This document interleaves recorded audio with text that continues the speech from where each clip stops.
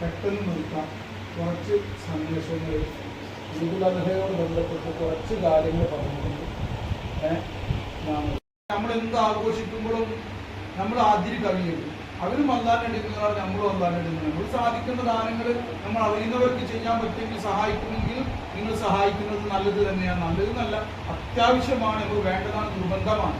അങ്ങനെയുള്ള ആളുകളെ നമ്മുടെ അയൽവാസികളിലോ നമ്മുടെ കുടുംബാദികളോ മറ്റോ എത്തിച്ചാൽ നമ്മളെ ചെയ്യാം. ഇനി മറ്റൊന്ന്, പലപ്പോഴും നമ്മൾക്ക് അറിയില്ല എങ്കിൽ ഒരു കാര്യം മനസ്സിലാക്കണമെങ്കിൽ നമ്മൾ മനസ്സിലാക്കേണ്ടത് എന്താണെന്ന് വെച്ചിട്ടുണ്ടെങ്കിൽ, നമ്മൾ ഈദുൽ അദ്ഹ ആഘോഷിക്കുമ്പോൾ നമ്മൾ ഭക്ഷണം പാകം ചെയ്യാറുണ്ട്. നമ്മളതുപോലെ തന്നെ വസ്ത്രങ്ങൾ കുട്ടികൾക്ക് എല്ലാം ഉണ്ട്. നമ്മൾ ലാവിഷാക്കാൻ പാടില്ല, ഒന്ന് ഇസ്രാഫാക്കാൻ പാടില്ല. ഭക്ഷണങ്ങളായാലും മറ്റും നമ്മൾ അമിതമായിട്ട് മനസ്സിലാവുണ്ടോ, അള്ളാഹനെ മറന്നുകൊണ്ടുള്ള വിധത്തിൽ അമിതമായിട്ട് നമ്മൾ ഭക്ഷണം പാകം ചെയ്യുകയും അത് കളയുകയും ചെയ്യുന്ന രീതി നമ്മളുണ്ടാകും. എപ്പോഴത്തെ മിതത്വം നമുക്കുണ്ടാകും. കാരണം അള്ളാഹു അതും കാണുന്നുണ്ട്, നമ്മളും കാണുന്നുണ്ട്. അപ്പോൾ അതുകൊണ്ടാണ് പലപ്പോഴും നമ്മൾ പരീക്ഷിക്കപ്പെടുന്നത്. ഇങ്ങനെയുള്ള ചില ഘട്ടങ്ങളിൽ നമ്മൾ ഓവറായിട്ട് അള്ളാഹനെ മറന്ന് സന്തോഷിക്കുന്നു. അപ്പൊ അള്ളാഹനെ മറന്നുകൊണ്ട് സന്തോഷം ഉണ്ടാകാൻ പാടില്ല.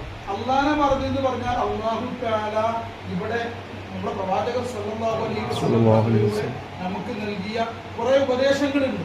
അല്ലാഹു തആല നമ്മുടെ കൂടപ്പിറപ്പുകളോടും നമ്മുടെ അയൽവാസികളോടും നമ്മുടെ കുടുംബാദികളോടും നമ്മുടെ ബന്ധുമിത്രാദികളോടും അതുപോലെ തന്നെ മറ്റു മുസ്ലിം സഹോദരന്മാരോടും സഹോദരിമാരോടും അന്യമതസ്ഥരാണെങ്കിലും എല്ലാ മനുഷ്യരോടും മൃഗങ്ങളോടും ജീവികളായ മറ്റെല്ലാത്തിനോടും പറവകളോടും എല്ലാത്തിനോടും നമ്മളെ എങ്ങനെ പെരുമാറണമെന്ന് കാണിച്ചു തന്നിട്ടുണ്ട്. ആ അതിർവരമ്പൊന്നും ലംഘിക്കാതായിരിക്കണം നമ്മൾ എന്ത് ചെയ്യേണ്ടത്. നമ്മൾ കാര്യങ്ങൾ മുന്നോട്ട് കൊണ്ട് ഏത് ആഘോഷിക്കുമ്പോഴും എല്ലാത്ത സന്ദർഭത്തിലും അതിർവരമ്പുകൾ ലംഘിക്കരുത്. ഈ കടപ്പാടുകൾ നമ്മൾ പാലിച്ചുകൊണ്ട് നമ്മൾ നീങ്ങുമ്പോൾ മാത്രമേ നമ്മൾ ഒരു സ്വാലിഹാവുള്ളൂ.